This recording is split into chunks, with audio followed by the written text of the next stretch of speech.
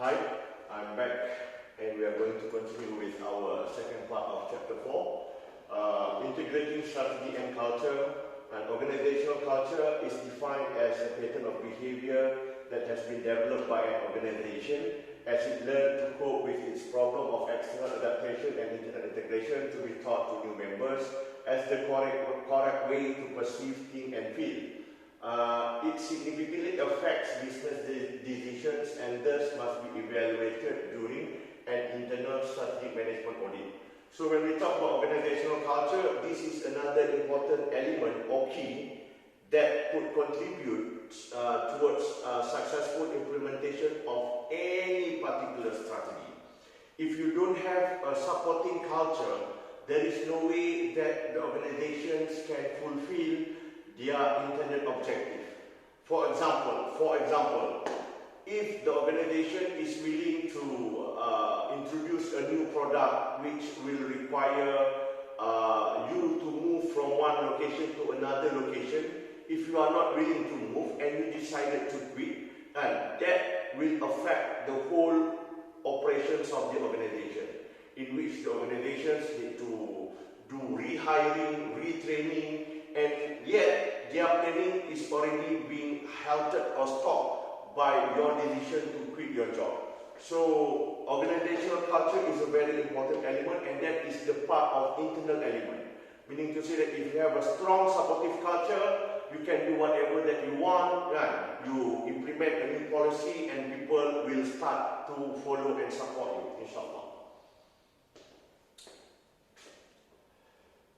If strategies can capitalize on cultural strengths such as strong work ethic or highly ethical belief, then management often can swiftly and easily implement changes lah. Kan? Contohnya bila kita nak implement apa-apa perubahan, contohnya like today, like what we are having at the moment because of the COVID-19, kan?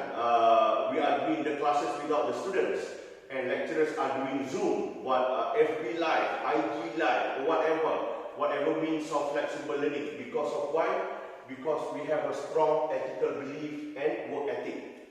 Kita nak sampaikan pengajaran yang berkesan kepada pelajar, and each of the lecturers is identifying the best mean possible in order for them to deliver their lecture, and this is my style.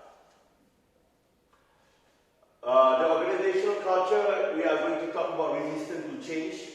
Masa UiTM Shah Alam dulu nak buka degree in insurance dekat Melaka, I was appointed and asked to move from Shah Alam to Melaka.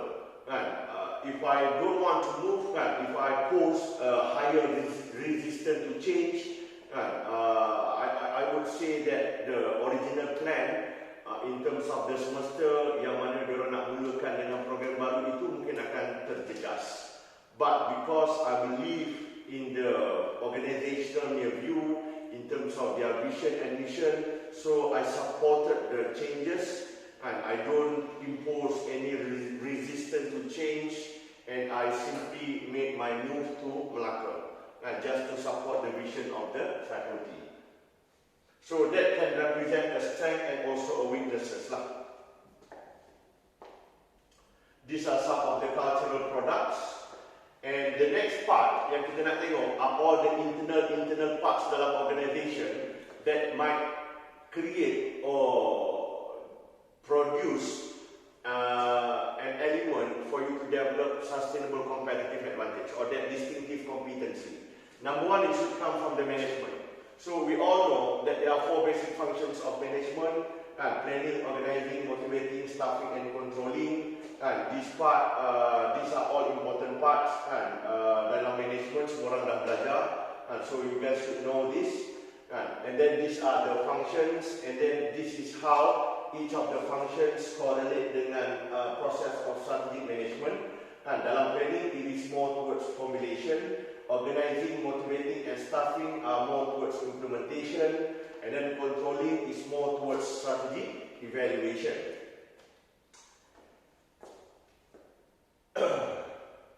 These are some of the questions, management audit, that you can ask yourself, and you can ask towards your group project juga, and whether or not those companies they have all of these as part of their distinctive competency.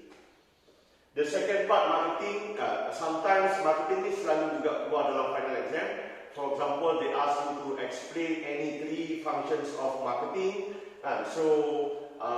Marketing is the process of defining, anticipating, creating and fulfilling customer needs and wants for products and services. So these are the functions of marketing. It is not only subject to this, but at least these are the basic ones. Contohnya customer analysis, kita nak kena analyze customer, nak kena tengok apa dia needs and wants, and then kita nak kena involve administering customer service, customer information and whatnot. Yang kedua, cakap pasal product and service planning, we need to do the brand positioning, test marketing, so those are the elements that you need to do. And then pricing, pricing is the most important element. If you charge too high, people will not buy. If you charge too low, people would have the perception that your product is of low quality. So that is the elements that we need to think about. And then distribution, warehousing, distribution channels, territories, sama ada kita nak gunakan warehouse ataupun tidak, atau kita nak directly distribute to the end users and whatnot. So those elements involve cost. And then marketing research is another important element of marketing. Kenapa pentingnya marketing research? So that you can identify new products to be developed, for example.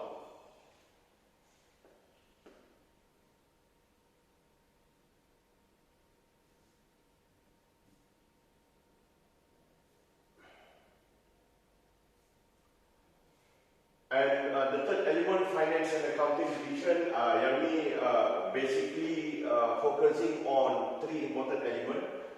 Where to invest, what to invest, because sometimes you have 2 product lines that you want to venture, but because of you have limited resources, you need to decide which one that you want to go. Sometimes you want to go to 2 different countries. Kita nak ada potential to embark into an exporting their business. So which of the countries that we want to export? So in that type of situation, you need to use finance and accounting in order to help you to make an investment decision. And then in order for you to do that, to go international, to go abroad, you need to have this financing decision. Sama ada kita nak issue stock, ataupun sama ada kita nak buat pinjaman, ataupun kita nak gunakan kita punya own pocket money. And finally, we use the finance and accounting division to pay out the dividends. How much dividend? Kalau kita tengok bank rakyat, tabung haji dulu rendah, tahun ni 3.9. And then kalau kita tengok in terms of ASB, tahun ni pun lebih rendah. So those are the dividend decisions. Are the shareholders happy? No. Because of why? We want more. In terms of the dividend, kita as a shareholders, we always want more. So yang ni saya dah cakap, sama macam apa yang korang dah belajar masa dalam ENT. We are not going to go into the financial ratios at the moment, but you can look at the ratios lah if you want to look at the formulas. But as of now, we are not going to go into detail of each of the ratios.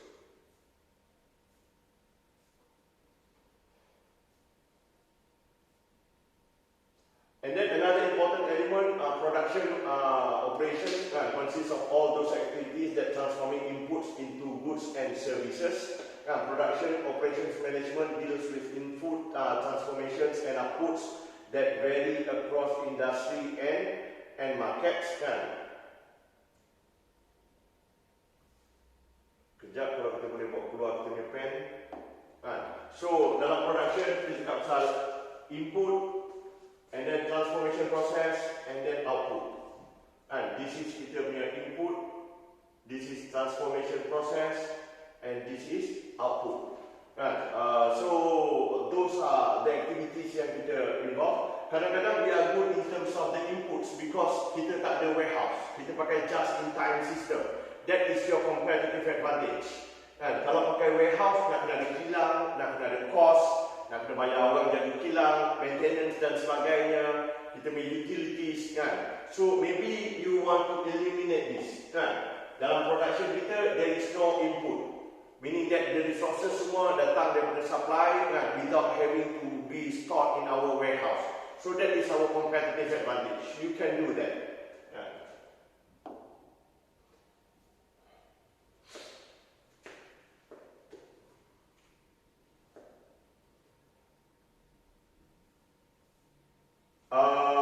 Yes, they once, couple of times asked about this in the final exam.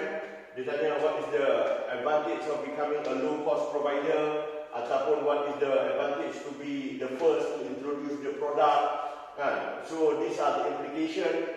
Kalau kita jadi low-cost provider, kita create high barriers to entry, meaning that our cost is very low and we sell at a very cheap price. That is considered as a barrier to entry for the new entrants. Kalau dia nak masuk, they cannot offer the same price as we do. So of course that is considered as a barrier. And then another implication, you create larger market because your product is so cheap. So you can expand your market easily. However, being a first to introduce a new product, number one, of course, it always associates dengan quality. People always have the tendency to believe that the first product, the first brand is the most with the most quality in terms of the range of other brands in the market. However, you need to incur higher research and development costs, and then higher training and tooling costs because it is the first one that will develop prototype dan sebagainya. So it is very costly.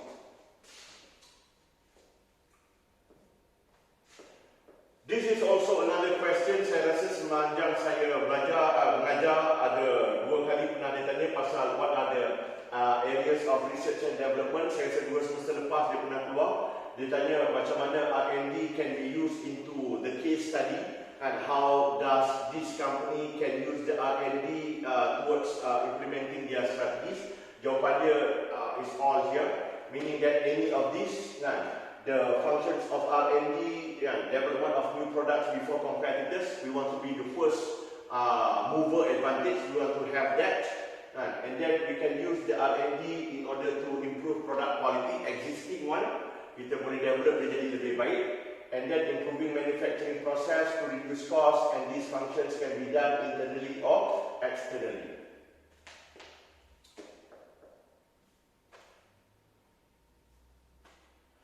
And kita ada management information system, we are almost there. And the purpose is to improve performance of an enterprise by improving the quality managerial decision. We talk about the situation nowadays when we talk about UITM, in which we are so large in all different states, and then in some states we have more than 3 campuses. If we don't have a good management information system, there is no way that we can become a world standard university. And in order for you to become a world standard university, the element of management information system is one of the most important elements. And it facilitates communication, it fastens the communication, it provides speed in terms of doing the things that you need to do. So the element of MIS is very important. And it will use to collect, to code, to store, synthesize and present information in such a manner that it answers important operating and strategic questions.